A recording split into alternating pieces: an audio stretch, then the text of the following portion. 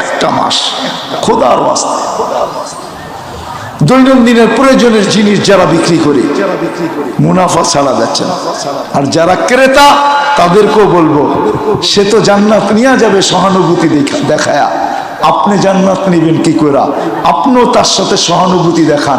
সে লাভ নেয়, আপনি বলেন 100 টাকায় তোমাকে 10, আমি 50 টাকার জিনিস নিলাম, তোমাকে 10 টাকা হাদিয়া দিয়ে গেলাম, আমারও জান্নাতের দরকার। আপনি যখন হাদিয়ার মাধ্যমে সহানুভূতি দেখাবেন, জান্নাত আপনার নামেও লেখা হবে। এক কথায় জীবন চেঞ্জ হয়, এক কথায়। ইব্রাহিম ইবনে আদহামকে শুধু এতটুকু বলছিল, এতটুকু, যে আমি যদি রাজপ্রাসাদের উপরে আমার হারানো উট না পাই, তো তুমি রাজপ্রাসাদে বসে আল্লাহ পাবে কি করে? শুধু এতটুক কথা। রাজত্ব ছাড়ছেন, জঙ্গলে চলে গেছেন। এখন ইব্রাহিম ইবনে আদহাম রহমতুল্লাহ আলাইহির ইতিহাস আমরা পড়ি। বলখের বাদশাহ ছিলেন, বাদশাহ। মালিক ইবনে দিনারকে কোনো সজাগ মানুষ বলেন নাই, জীবিত মানুষ বলেন নাই। মারা যাওয়া সন্তান বলছে, বাবা এখনো কি দিন আসে নাই?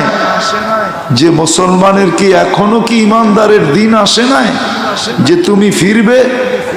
স্বপ্নের ভিতরে তার মারা যাওয়া সন্তানের এক কোরআনের আয়াত মালিক ইবনে দিনারের জিন্দেগিকে চেঞ্জ করে দিয়েছেন।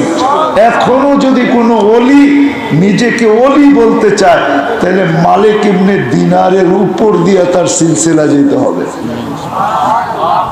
এক কথায় জীবন চেঞ্জ। একজন না, দুইজন না, হাজারো মানুষের জীবন চেঞ্জ।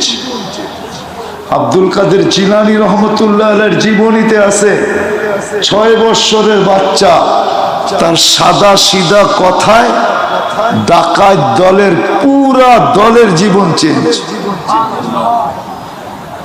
সবাই মাল লুটা নেওয়ার পরে ডাকাতের সর্দার জিজ্ঞাসা করছে, ও বাচ্চা তোর কাছে কি কিছু আছে?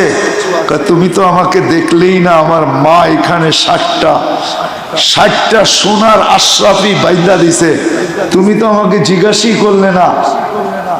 তো বলছে, বেটা তুই মিথ্যা বললেও তো পারতি, আমি তো বাচ্চা মনে করছি। বলছে, মুসলমান মিথ্যা বলে এটা তো আমি জানি না।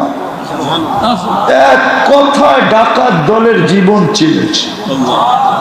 হতে পারে আমাদেরও এইখানে বসার দ্বারা যদি ওরকম আগ্রহ নিয়ে বসি, তাইলে হতে পারে এক কথায় আমার জীবন চেঞ্জ হবে।